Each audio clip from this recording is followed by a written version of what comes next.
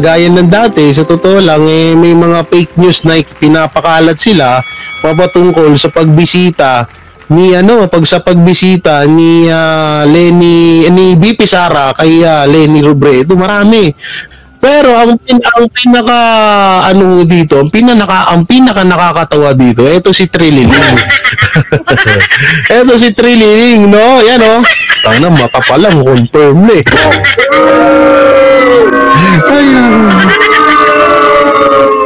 Eto, natatawa ako dito, biglang umiyak. Okay, tingnan nyo, Caloocan. Ito ba gusto nyong mayor? Epal sa lahat ng issue?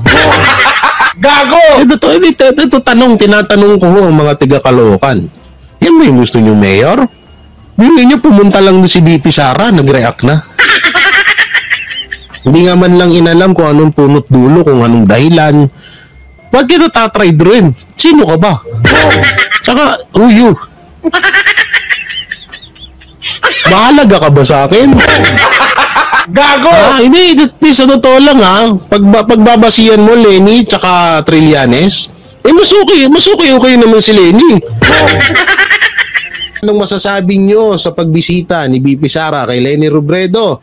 Ito ba ay pamumulitika o ito ba ay napakagandang imahe o gawain ng isang vice presidente na pagpapakumbaba sa mga alam naman natin na anti-Duterte din yan si Leni Robredo. No? Kaya kung ano magiging komento nyo, comment nyo lang po dyan sa baba. Siyempre, don't forget to like, share. Gago! Ito yung fake news. Ito yung sinasabi kong fake news. Oo, tingnan niyo yung pagkakasabi kasi dito. Bigla daw dumating, bigla daw dumating lang si BP Sara. So, panoorin natin. Sara, dating Vice President Leni Robredo? Purely personal. Nagkataon kasi ngayon, penetraan siya sa Naga. So, madami mga dumadaan ng mga bisita. At isa sa mga bisitang ito, si VP Sara Duterte. At siya ang nagpunta sa bahay mismo ni VP Leni. Ngayon siya ang nagpunta sa bahay mismo ni dating Vice President Leni Robredo. Hindi yung biglang pumunta.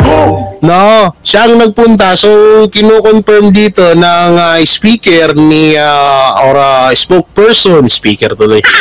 spokesperson ni Leni Robredo na si Barry Gutierrez, no? Na pumunta si BP Sara. Siguro naman wala naman sigurong masama doon. Ganyan. Sa totoo maraming namangha dito dahil alam naman natin na medyo nagkairingan din dati ito si Leni Robredo at si BP Sara. At dito mas matutuwa tayo dito dahil hindi napaka-professional ng isang Inday Sara Duterte sa ginawa niyang to dahil hindi siya nagtatanim ng galit at hindi pamumulitika yung pagpunta niya doon. Malay nyo naman hindi naman natin alam hindi naman natin na nababalitaan or wala naman tayong alam na talagang hanggang sa personal ba na buhay magkalaban sila. Baka mamaya hanggang sa politika lang sila medyo nagkakairingan at talagang magtropa din tong dalawa. Yun nga lang, sa sobrang kabado ng iba dahil nawindang sila dito.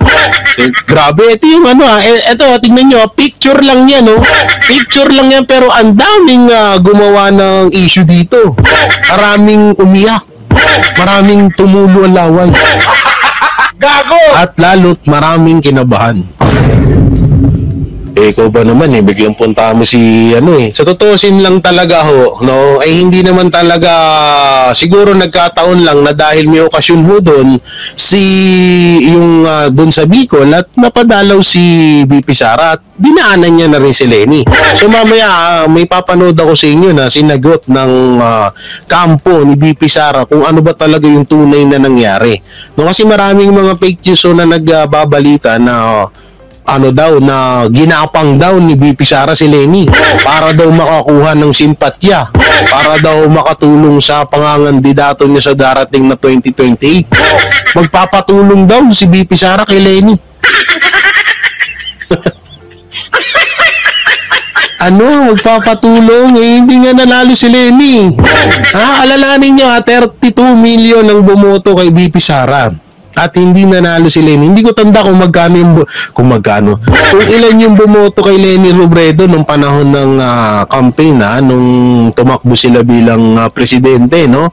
Etong si Leni Robredo, hindi ko alam kung kung ilan yung bumoto, hindi ko pagtanda, comment nyo na lang dyan, no? Pero eto, biruin mo ganito kalaki ang impact ng mga Duterte. Picture pa lamang nag-trending na. What if pa kung nag-picture silang dalawa ni Leni? What if pa kung may interview si BP Sara kay Leni? What if pa kung may video yung dalawa, di mas lalong nagulantang sila? Tapos gawin ni BP Sara kung nga rin bumulong-bulong siya kay Leni, pero yung bulong pa ngayon sasabi, ang sarap pala ng biko dito sa inyo. May mga tamang hinala pa naman ngayon yung mga anti-Duterte dyan. Sa kakatira nila, yan, tamang hinala tuloy kayo. Gago! Ayan, tuloy pa natin. Para sila ay makapag-usap. So, yun.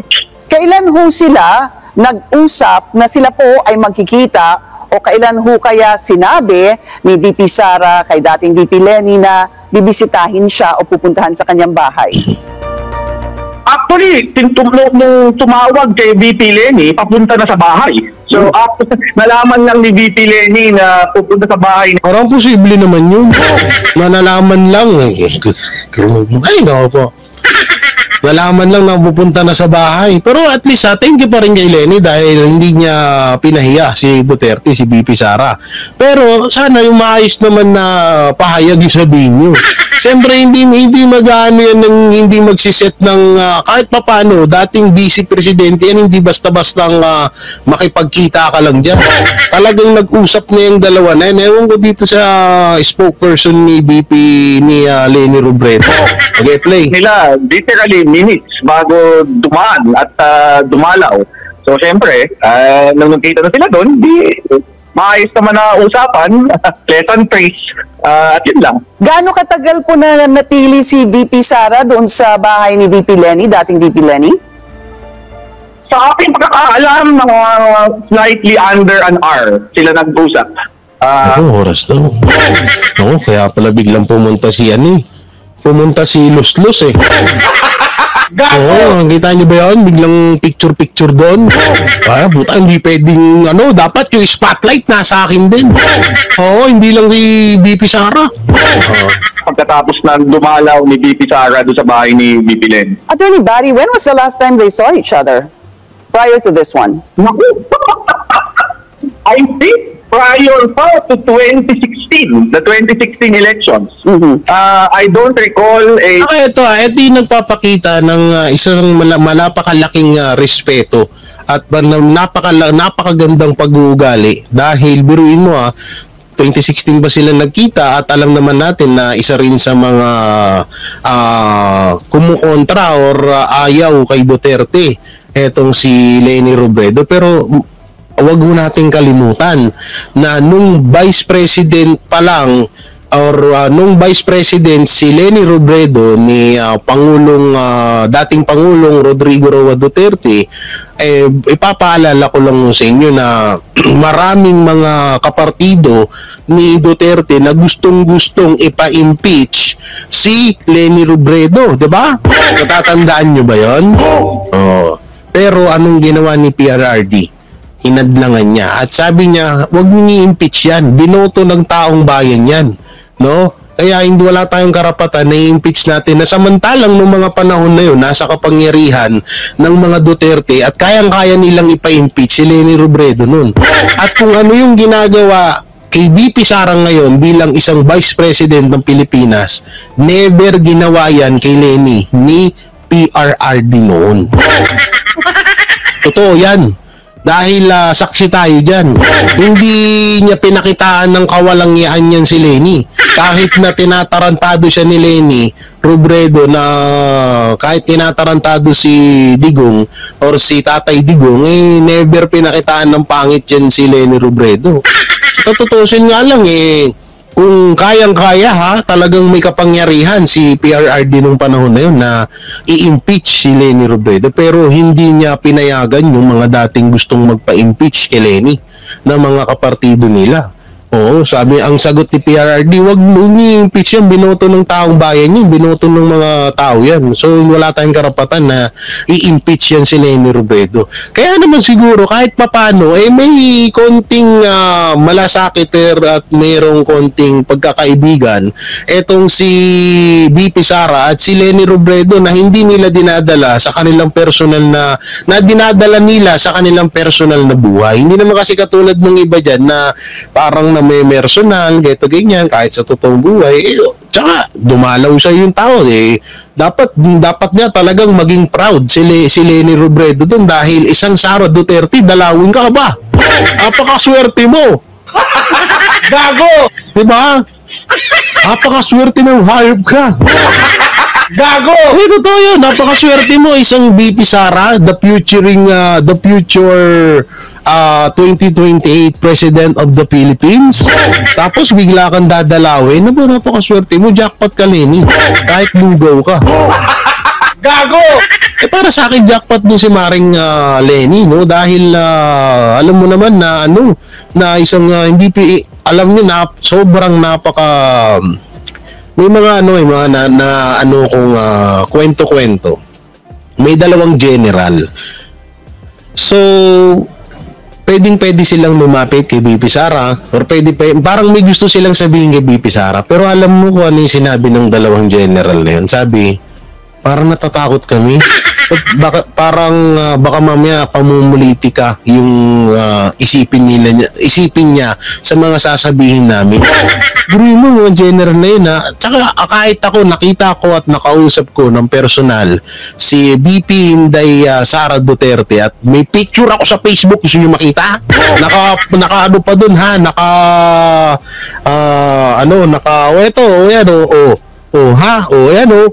Nakita nyo ba yun? Katabi ko pa si Coach Oli Banateros. Ayan BP Sara, di ba?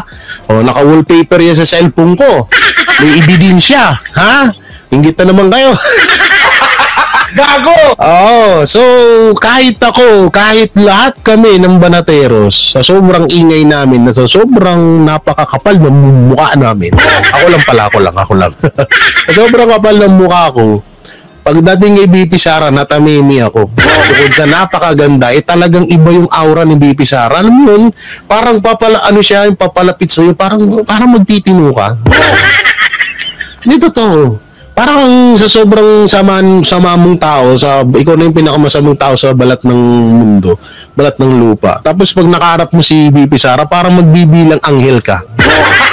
Gago! Ganyan, totoo yun. Ganun ang kaya yung dalawang general, nagigets ko sila. Bakit hindi sila makalapit na samantalang may itatanong lang sila or may hihingiin silang pabor kay BP Sara. Ganyan kalapit si BP Sara. Kaya ikaw, sa mga followers ni Leni Robredo, napaka-jackpot nyo. Swerte kayo dahil binisita kayo ni BP Sara. Malay nyo naman.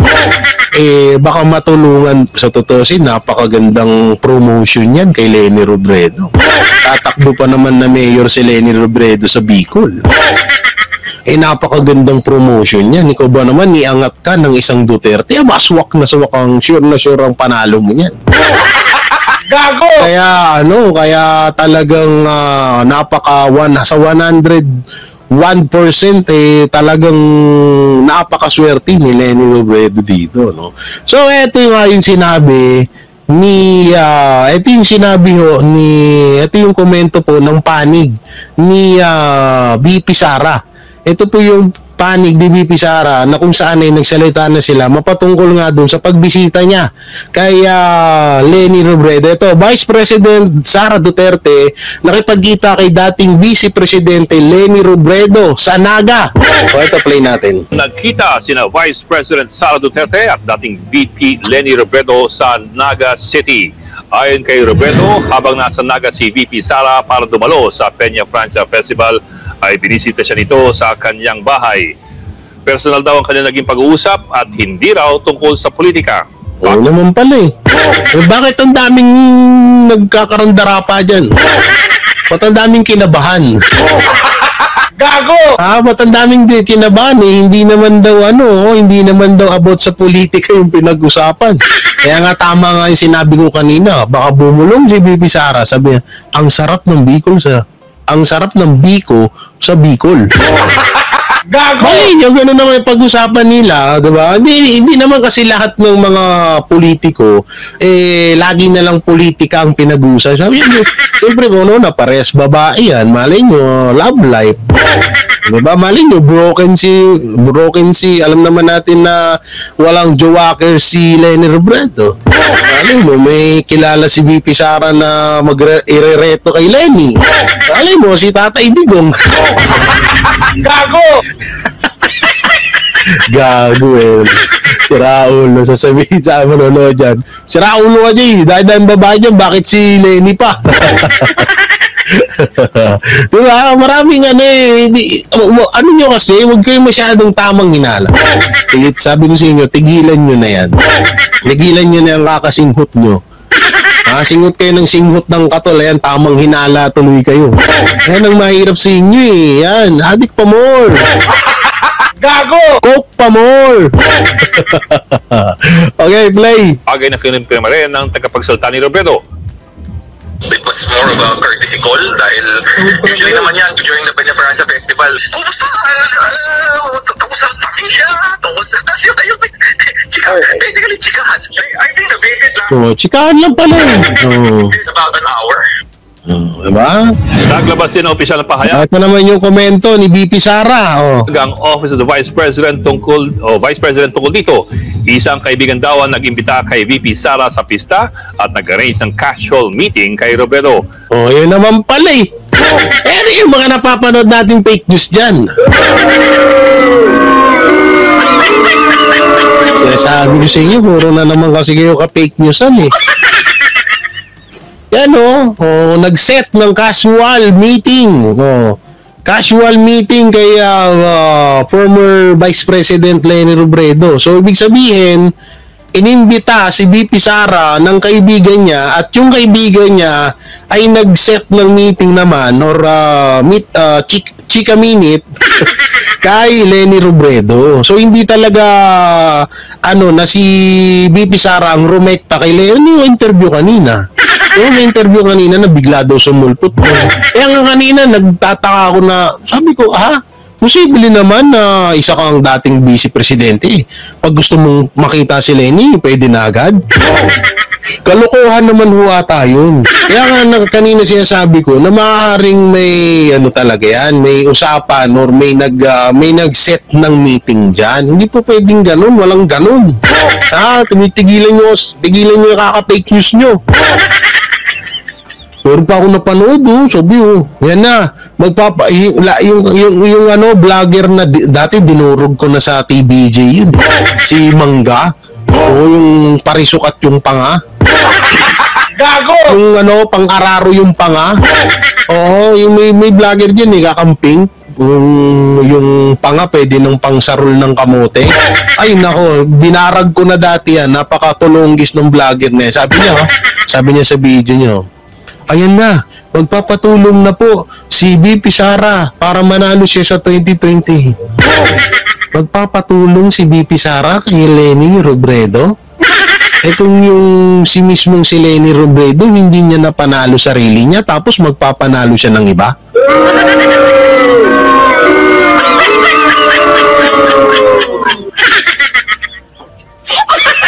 Sipin nyo maigi yun. Hindi nga naipanalo ni Leni yung kanyang mismong sarili yung panahon na eleksyon. Tapos gagamitin siya para lang manalo yung si VP Sara. Bobo. Galit no?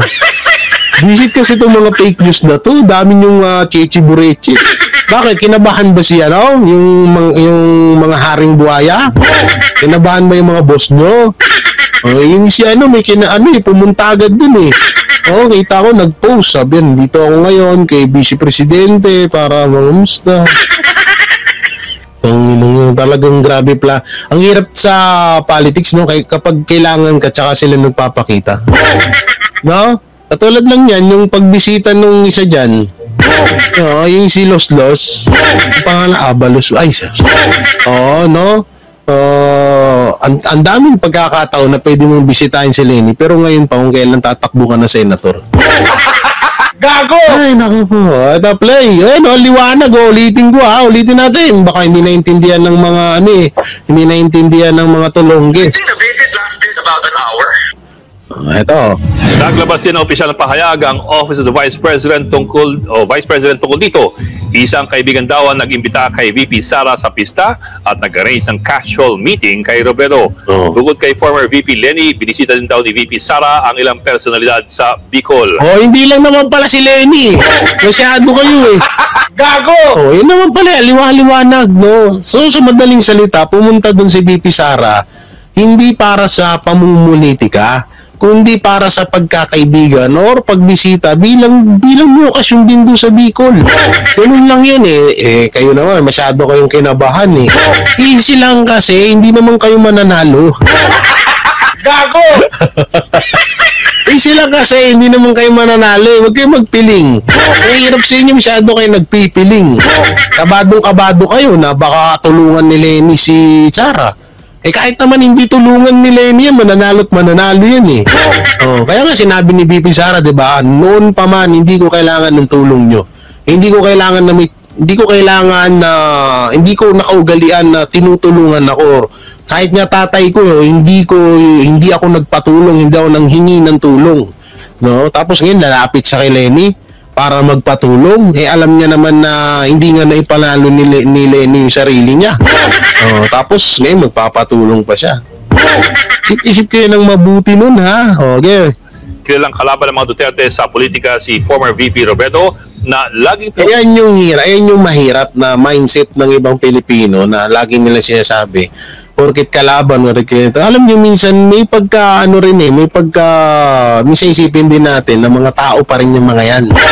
Tao pa rin yan, darating at darating sa point na baka yung iba dyan mga politiko, hindi si Marcos iba na ugali nun may iba yung mga politiko na darating ang panahon na talagang siguro may maganda naman, tsaka wala nga ulit-ulit ko sinasabi, walang pangit na ginawa si dating Pangulong Rodrigo Duterte kay former Vice President Lenny Robredo. Ilang beses ko na sinabi yan at wala naman talaga sa totoo alam, may utang na loob pa si Lenny Robredo kay Duterte, kay Rodrigo Duterte. Pero hindi naman natin sa sinusumbat, pero malaking utang na loob na rin yun dahil kaya siya ipa-impeach nung panahon na yun. Diba? Pero hindi ginawa ni Duterte. Ganyan isa sa pinaka biniliban ko kay Tatay Digong dahil hindi niya talaga hindi sila namumulitika. Hindi katulad ng iba diyan. Na puro politiko yung siguro pati utot niya namoy politika. Gago! Totoo kasi parang nakatatak na sa dugot, laman, ugat, buto na parang konting gibot, kailangan politikahin ito. Hindi pwede magpahinga kayo. Na kasi minsan nakaka-dismaya. Nakaka-dismaya yung mga ganyang mga pangyayari, no? Ewan ko ba, ang hirap na ganito.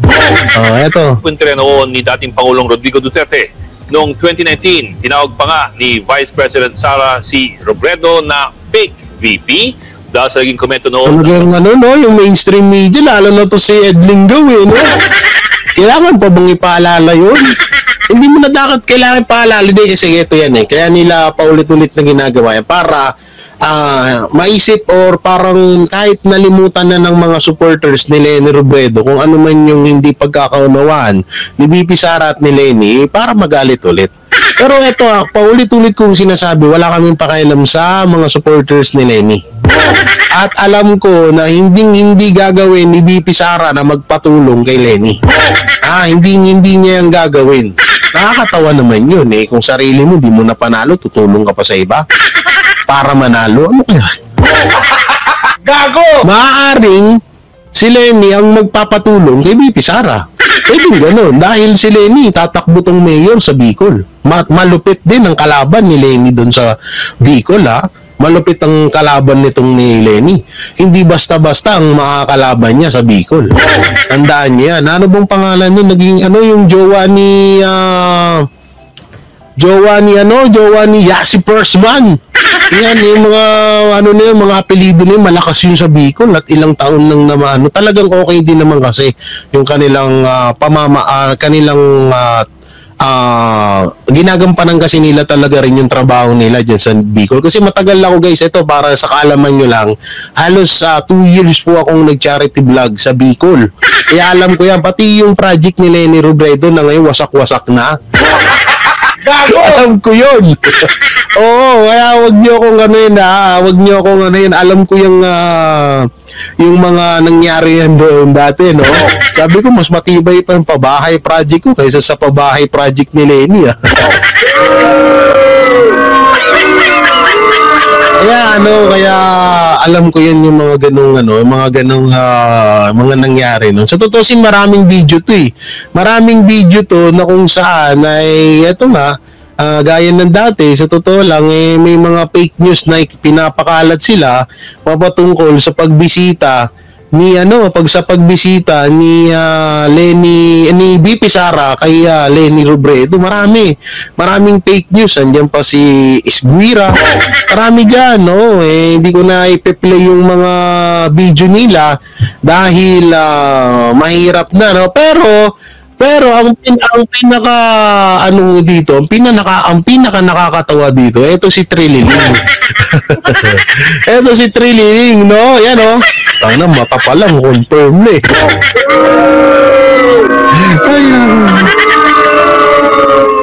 Eto, natatawa ako dito, biglang umiyak. Okay, tingnan nyo, Caloocan. Ito ba gusto nyong mayor? Epal sa lahat ng issue? Gago! Ito tinatanong ko ang mga tiga Caloocan. Yan ba yung gusto nyong mayor?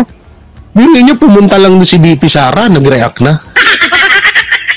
Hindi nga man lang inalam kung anong punot dulo, kung anong dahilan na bakit nandun siya. Basta lang nagsalita siya. Ito, panoorin natin. Tumaas ang high blood pressure ni Trillanes, mga kabibig, after nalaman niya na nagkita si VP Sara at Tumaas ang blood pressure. Gago! Bakit? Bakit tumaas ang blood pressure mo, Trililing? Leni Robredo na binisita ni VP Sara si Leni Robredo sa Naga. Nako, sabi ni Trillanes na talagang feeling nila trinaitor sila ni Leni Robredo. Feeling daw, tinrider daw si Trillanes ni Lenny. Ito na ba? Sino ka ba?